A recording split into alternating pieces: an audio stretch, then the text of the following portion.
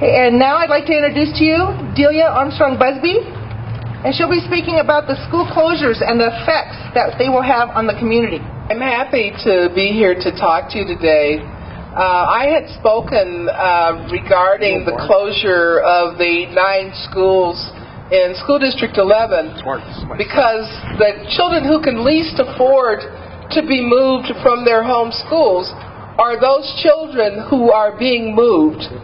And even if you don't live in District 11, the problem of miseducation and undereducation should be owned by each and every one of us.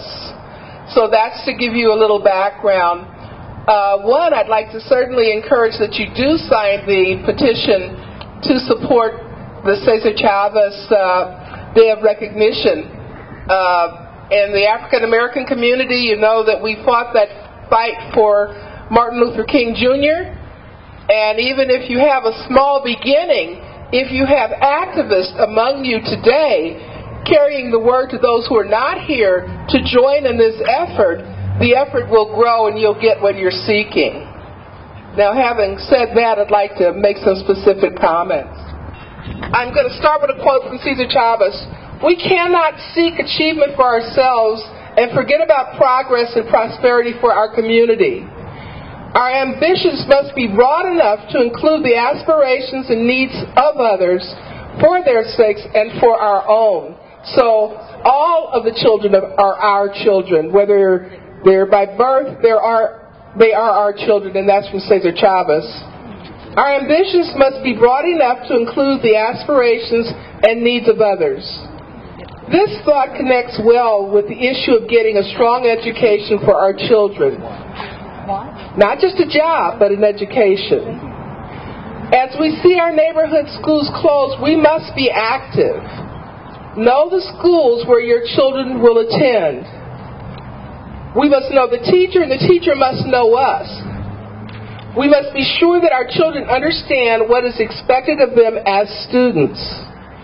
They must understand that a part of learning is self-teaching. So the child does not wait to be given homework, but knows that she must read at least 30 minutes every day.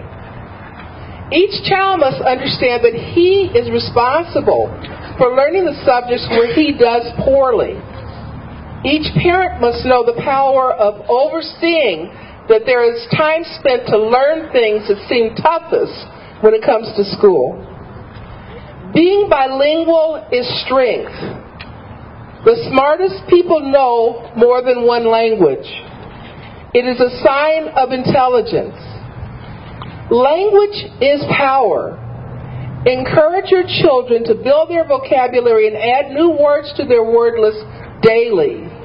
They must read for understanding and fluency. Practice, practice, practice. Be a coach.